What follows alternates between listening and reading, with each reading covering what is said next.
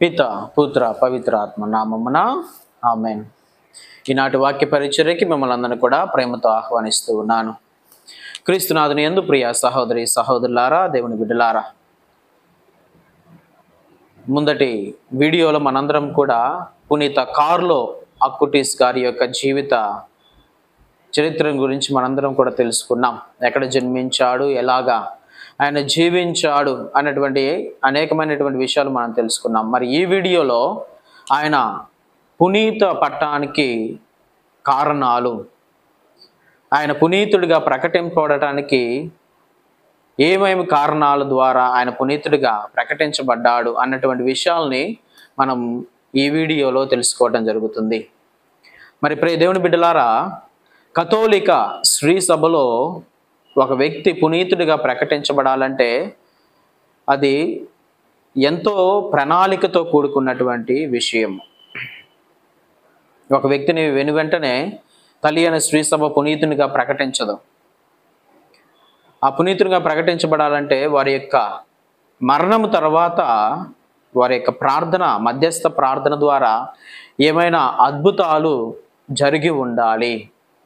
ఈ అద్భుతాలు కూడా సైంటిఫిక్గా అన్ని రంగాలలోనూ అన్ని విధానాలుగా అవి ప్రూవ్ చేయబడాలి. ఇవి నిజమే అని చెప్పేసి వాటికన్ సభ ద్వారా, వాటికన్ చర్చి ద్వారా ఇవి ప్రూవ్ చేయబడినప్పుడే, సైంటిఫిక్గా కూడా ఇవి ప్రూవ్ చేసిన తర్వాతనే అవును ఇది దేవుని ద్వారానే జరిగింది, ఇది అద్భుతము అని చెప్పేసి తల్లి అయిన శ్రీ సభ ఎప్పుడైతే దాన్ని నమ్ముతూ ఉందో, ఈ అద్భుతాలన్నిటి తర్వాతనే వారికి పునీత పట్టాన్ని ఇస్తుంది. మరి మనకు తెలుసు, సెప్టెంబర్ 7వ తేదీన 2025వ సంవత్సరము పాప్ లియో గారు కార్లో అక్కుటీస్ అనేటువంటి ఒక 15 సంవత్సరాలు జీవించి మరణించినటువంటి వ్యక్తిని పునీతునిగా ప్రకటించింది. 1991లో ఆయన లండన్లో జన్మించాడు. ఇటలీలోని మిలాన్లో ఆయన జీవించాడు. మరి 2006వ సంవత్సరంలో ఆయన మరణించాడు. 15 సంవత్సరాల్లోనే ఆయన మరణించాడు. ఈ మరణించిన తర్వాత తన యొక్క మధ్యస్థ ప్రార్థన ద్వారా జరిగినటువంటి అద్భుతాలు మనం చూడబోతూ ఉన్నాం. తల్లి అయిన శ్రీ సభ ఈ యొక్క అద్భుతాలని పరిగణలోనికి తీసుకొని, అవును ఇవి నిజంగా అద్భుతాలే, ఇవి ఖచ్చితంగా నిజంగా జరిగాయి అని చెప్పేసి ధృవీకరించి ఈ పునీత పట్టాన్ని పునీత కార్లో అక్కుటీస్ గారికి ఇవ్వటం జరిగింది. దాంట్లో మొట్టమొదటి అద్భుతం ఏమిటంటే 2019వ సంవత్సరము నవంబర్ 14వ తేదీన కాంగ్రిగేషన్ ఆఫ్ కాసెస్ అని వాటికన్లో ఉన్నటువంటి ఈ సభ ఈ యొక్క అద్భుతాన్ని గురించి తెలుసుకోవడానికి ఈ బ్రెజిల్ అనేటువంటి ప్రాంతానికి పంపించింది. ఎందుకంటే ఈ అద్భుతం జరిగింది బ్రెజిల్లోనే. బ్రెజిల్లో ఉంటున్నటువంటి లూసియానా వియానా అనేటువంటి దంపతులకి ఒక కుమారుడు జన్మించాడు. ఆ కుమారుడి పేరే మాథ్యూ. ఈ కుమారుడు తన యొక్క పుట్టుకతోనే ప్యాంక్రియాటిక్స్ అనేటువంటి వ్యాధితోటి ఆయన జన్మించాడు. అంటే అది జీర్ణ వ్యవస్థకు సంబంధించినటువంటి వ్యాధి. ఈ జీర్ణ వ్యవస్థకు సంబంధించినటువంటి ఈ వ్యాధితో ఆ పిల్లవాడు జన్మించాడు. కాబట్టి ఈ వ్యాధి వలన తాను ఏమి తిన్నా కూడా అది జీర్ణమయ్యేది కాదు. అది తన యొక్క వామిటింగ్స్ ద్వారా తాను వాంతి చేసుకునేవాడు. జీర్ణ వ్యవస్థలో ఉన్నటువంటి ఈ యొక్క ప్రాబ్లం ద్వారా ఏది కూడా తాను భుజించడానికి అవకాశం లేదు. ఏదైనా కూడా లిక్విడ్ రూపంలోనే తాను తీసుకోవాలి. కాబట్టి ఈ వ్యాధితోటి ఆ పిల్లవాడు జన్మించాడు. ఆ వ్యాధితోనే ఆ పిల్లవాడు ఉన్నాడు. ఇలాగ అనేకమైనటువంటి సంవత్సరాలు ఆ పిల్లవాడు ఉండగా తన తల్లి పునీత కార్లో అక్కుటీస్ గారి మధ్యస్థ ప్రార్థనని వేడుకొన్నది. అప్పటికి ఆయన పునీతుడు కాదనుకోండి, కానీ కార్లో అక్కుటీస్ గారి యొక్క మధ్యస్థ ప్రార్థన చేయటం ప్రారంభించింది. తన కుమారుని కోసం ఈ యొక్క వ్యాధిని తొలగించబడాలి అని చెప్పేసి తాను నవదిన ప్రార్థనలు 9 రోజులు తాను కార్లో అక్కుటీస్ గారి యొక్క మధ్యస్థ ప్రార్థన వేడుకోవటము ప్రారంభించింది. ఈ విధంగా తన ప్రార్థన ప్రారంభించినప్పుడు మొదటి రోజు నుంచి తన కుమారుడు కొద్ది కొద్దిగా కోలుకోవటం ప్రారంభించాడు. ఆ 9వ రోజు, ఆ నవదిన ప్రార్థనలో ఉన్నటువంటి చివరి రోజున 9వ రోజున తన ప్రార్థన ఎప్పుడైతే ముగించుకున్నదో, ఆ ముగించినట్టు వెంటనే తన కుమారుడు ఆ తల్లి దగ్గరికి వచ్చి, అమ్మా నాకు ఆకలిగా ఉన్నది, నాకు అన్నం పెట్టు అని చెప్పేసి ఆ తల్లిని అడిగాడు. నాకు ఇంకా వామిటింగ్ అవ్వటం లేదు, వాంతులు అవ్వటం లేదు, నాకు ఇప్పుడంతా బాగానే ఉంది, నాకు తినడానికి అన్నం పెట్టు, నాకు ఆకలిగా ఉంది అని చెప్పేసి ఆ కుమారుడు తల్లి దగ్గరికి వచ్చి అడగటం ప్రారంభించాడు. ఆ కుమారుడు అడిగగానే తన తల్లి ఉన్నటువంటి ఆహారాన్ని కుమారుడికి ఇచ్చింది. మొట్టమొదటిసారిగా కుమారుడు ఆహారము తినడం ప్రారంభించాడు, భోజనం చేయడం ప్రారంభించాడు. అప్పటి వరకు కూడా ఈ లిక్విడ్ నీళ్ళతోటి, ఈ లిక్విడ్ జ్యూసులతోటి జీవించినటువంటి ఆ కుమారుడు మొట్టమొదటిసారిగా భోజనం చేయటం ప్రారంభించాడు. కాబట్టి ఇదంతా కూడా కార్లో అక్విటీస్ గారి యొక్క మధ్యస్థ ప్రార్థన ద్వారానే జరిగింది అని చెప్పేసి ఆ తల్లి సాక్ష్యం ఇవ్వటం జరిగింది. ఈ అద్భుతానికి ఆమె సాక్ష్యం ఇస్తూ ఉన్నప్పుడు ఈ 2019వ సంవత్సరంలో వాటికన్ సభ, ఆ కాంగ్రిగేషన్ ఆఫ్ కాసెస్, ఇది ఎలా జరిగింది, నిజంగా జరిగిందా అని చెప్పేసి దాని గురించి తెలుసుకోవడానికి అన్ని రంగాలలోనూ ఈ అద్భుతము నిజంగా జరిగిందా, ఇది నిజంగా అద్భుతమేనా అని చెప్పేసి అన్ని విధాలుగా దాన్ని పరీక్షించి ఒక సంపూర్ణ నివేదికను 2020వ సంవత్సరం ఫిబ్రవరి నెల 21వ తేదీన వాటికన్ సిటీకి ఆ నివేదికను, సంపూర్ణ నివేదికను ఇచ్చింది. అవును, ఇది నిజంగా అద్భుతమే. తను పుట్టుకతోనే ఈ జీర్ణ వ్యవస్థ వ్యాధితోటి జన్మించాడు, కానీ ఈరోజు ఆ వ్యాధి సంపూర్ణంగా నయమైంది, తను సంపూర్ణ స్వస్థతను పొందుకున్నాడు. కాబట్టి ఇది నిజంగా వీరి యొక్క మధ్యస్థ ప్రార్థన ద్వారా జరిగిన అద్భుతమే అని చెప్పేసి ఆ నివేదికలో వారు క్లిస్టల్ క్లియర్గా ఇవ్వటం జరిగింది. కాబట్టి ఇది మొట్టమొదటి అద్భుతముగా కార్లో అక్విటీస్ గారి యొక్క మధ్యస్థ ప్రార్థన ద్వారా జరిగినటువంటి అద్భుతంగా తల్లి అయిన శ్రీసభ పరిగణించడం జరిగింది. మరి అదే సంవత్సరం 2019వ సంవత్సరంలోనే తన యొక్క మృత శరీరాన్ని, ఎక్కడైతే తను సమాధి చేశారో ఆ శరీరాన్ని తీసి చూసినప్పుడు ఆ దేహము పాడైపోకుండా అది అలాగనే ఉండటం, ఆ శరీరము ఎక్కడ కూడా కుళ్ళిపోకుండా ఆ దేహము అలాగనే ఉండటం మరొక అద్భుతానికి దారి తీసింది. ఎప్పుడైతే ఆ దేహము కుళ్ళిపోకుండా, నాశనం పోకుండా అలాగనే కనిపించిందో, ఆ దేహాన్ని ఒక దేవాలయానికి తీసుకొని వచ్చి అది ప్రజలందరూ కూడా చూసేటువంటి రీతిగా దాని ప్రజల సందర్శనార్థం ఉంచి ఒక దివ్య బలి పూజను సమర్పించి ఆ రోజు రాత్రంతా కూడా ఆ దేహమును ఊరేగింపుగా వీధుల గుండా తీసుకొని వెళ్ళారు.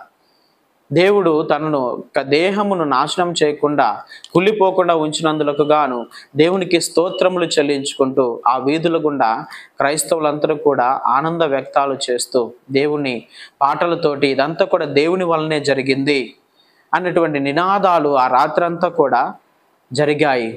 ఆ తరువాత తన యొక్క దేహమును మైనపు ఒత్తుతోటి, ఆ మైనపు దానితోటి ఆ యొక్క దేహం లాగానే ఆ యొక్క దేహాన్ని కప్పివేసి అందరికీ కనిపించేటువంటి రీతిగా ఒక గ్లాస్ బాక్స్లో ఉంచి తనని ఉంచటం జరిగింది, తన యొక్క శరీరాన్ని ఉంచటం జరిగింది.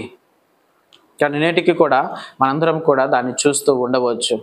ఈ రీతిగా ఇది కూడా ఒక గొప్ప అద్భుతంగా మనం చూడవచ్చు. 2006వ సంవత్సరంలో జన్మించి సమాధి చేయబడినటువంటి దేహము 2019వ సంవత్సరానికి కూడా కుళ్ళిపోకుండా అలాగనే ఉన్నదంటే అది ఖచ్చితంగా గొప్ప అద్భుతంగానే మనం చూడవచ్చు.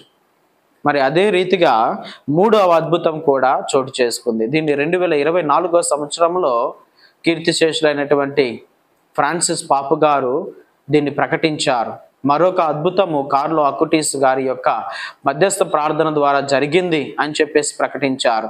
కానీ ఇది 2022వ సంవత్సరంలో పోస్టారికా అనేటువంటి ప్రాంతంలో ఒలేరియా అనేటువంటి ఒక యవన బిడ్డ యాక్సిడెంట్ జరిగినప్పుడు ఆ యాక్సిడెంట్లో తన యొక్క బ్రెయిన్లో నుంచి రక్తం కారటం ప్రారంభించింది. వెంటనే హాస్పిటల్కి తీసుకొని వెళ్ళారు. ఒక కోమా స్టేజ్లోకి వెళ్ళిపోయినటువంటి పరిస్థితిలోనికి ఆమె వెళ్ళిపోయింది. వెంటనే వెంటిలేషన్ మీదకి ఆమె వెళ్ళిపోయింది. ఆ వెంటిలేషన్ ద్వారానే ఆమె బ్రతుకుతూ ఉన్నది. ఆ బ్రెయిన్లో అంతా కూడా బ్లీడింగ్ అవుతూ ఉన్నది. ఈ రీతిగా ఆ వలేరియా హాస్పిటల్లోనే ఉంటున్నటువంటి సమయంలో తన తల్లి కొన్ని కిలోమీటర్ల దూరం ప్రయాణం చేసి కారులో అక్కుటీస్ గారి యొక్క సమాధి దగ్గరికి చేరి తన యొక్క మధ్యస్థ ప్రార్థన వేడుకోవటం ప్రారంభించింది. ఈ మధ్యస్థ ప్రార్థన వేడుకొని మరలా తిరిగి వచ్చే సమయానికి తన యొక్క కుమార్తె ఈ యొక్క బ్రెయిన్లో బ్లడ్ కారటం అనేది, బ్లీడింగ్ అనేది ఆగిపోవటంగా ఆ డాక్టర్లు చెప్పారు. మరి అదే రీతిగా అప్పటి వరకు కూడా వెంటిలేషన్ మీద ఉన్నటువంటి, అంటే ఆ యొక్క వెంటిలేషన్ ద్వారానే ఊపిరి పీల్చుకుంటున్నటువంటి ఆ వలేరియా ఆ వెంటిలేషన్ ఇంకా అవసరం లేదు, ఆ వెంటిలేషన్ సహాయం లేకుండానే తాను ఊపిరి పీల్చుకోవటం ప్రారంభించింది. ఇదంతా కూడా ఎప్పుడు జరిగింది అని చెప్పేసి డాక్టర్లు తెలియజేస్తున్నటువంటి సమయంలో ఆ తల్లికి అర్థమైంది, ఇదే సమయానికి కదా నేను ఆ సమాధి దగ్గరికి వెళ్ళి ప్రార్థన చేసింది అని చెప్పేసి తను గ్రహించి, ఇది కారులో అక్కుటీస్ గారి యొక్క మధ్యస్థ ప్రార్థన ద్వారానే జరిగినటువంటి అద్భుతము అని చెప్పేసి తాను సాక్ష్యం ఇవ్వటము జరిగింది. మరలా ఈ అద్భుతాన్ని గురించి కూడా వాటికన్ ఒక సంస్థను పంపించి ఇది నిజంగా జరిగిందా లేదా అని చెప్పేసి దాని గురించి శాస్త్రీయంగా అన్ని విధాలుగా సైంటిఫిక్గా ఇది నిజమేనా కాదా అని చెప్పేసి అన్ని పరిశోధనలు జరిగిన తరువాత 2024వ సంవత్సరంలోనే ఫ్రాన్సిస్ పాప్ గారు అవును, ఇది కార్లో అక్కుటీస్ గారి యొక్క ప్రార్థనా సహాయం ద్వారా జరిగినటువంటి అద్భుతమే అని చెప్పేసి ప్రకటించారు. కాబట్టి ఈ రీతిగా కార్లో అక్కుటీస్ గారి యొక్క మధ్యస్థ ప్రార్థన ద్వారా అద్భుతాలు జరిగాయి. కాబట్టి ఎప్పుడైతే ఈ అద్భుతాలు జరిగాయో ఇంకా తనను పునీతునిగా ప్రకటించడానికి ఎటువంటి సంకోచితము లేదు, మనం ఎవరము కూడా దాన్ని ఆపలేము. కాబట్టి ఆయన మధ్యస్థ ప్రార్థన ద్వారా అద్భుతాలు జరుగుతున్నాయి అని తల్లి అయిన శ్రీసభ విశ్వసించింది. అప్పుడే ఫ్రాన్సిస్ పాపు గారు తనని పునీతిగా ప్రకటించాలి అని చెప్పేసి నిర్ణయించేసుకొని ఇంకా డేట్ కూడా ఫిక్స్ చేశారు.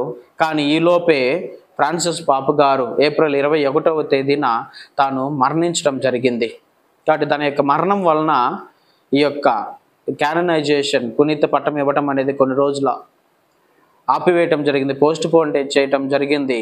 మరలా ఇప్పుడు ప్రస్తుతం వచ్చినటువంటి పాపు గారు లియో 16 జగద్గురువులు ఈ యొక్క క్యాననైజేషన్ గత ఆదివారం సెప్టెంబర్ 7వ తేదీన ఇద్దరు యవ్వన బిడ్డల్ని పునీతులుగా ప్రకటించారు. వారిలో ఒకరు పునీత కార్లో అక్కుటీస్ గారు. కాబట్టి కార్లో అక్కుటీస్ గారి యొక్క మధ్యస్థ ప్రార్థన ద్వారా అద్భుతాలు జరిగాయి అని చెప్పేసి తల్లి అయిన శ్రీసభ బహిరంగంగా ప్రకటించింది. ఈ గొప్ప అద్భుతాల్ని అన్ని పరిశోధనల తర్వాత అవును, ఇది నిజంగా అద్భుతమే, ఇది వారి యొక్క మధ్యస్థ ప్రార్థన ద్వారా జరిగినటువంటి అద్భుతమే అని చెప్పేసి తీర్మానించడం జరిగింది. కాబట్టి తల్లి అయిన శ్రీసభ అంత ఈజీగా ఎవరికి కూడా పునీత పట్టాన్ని ఇవ్వదు.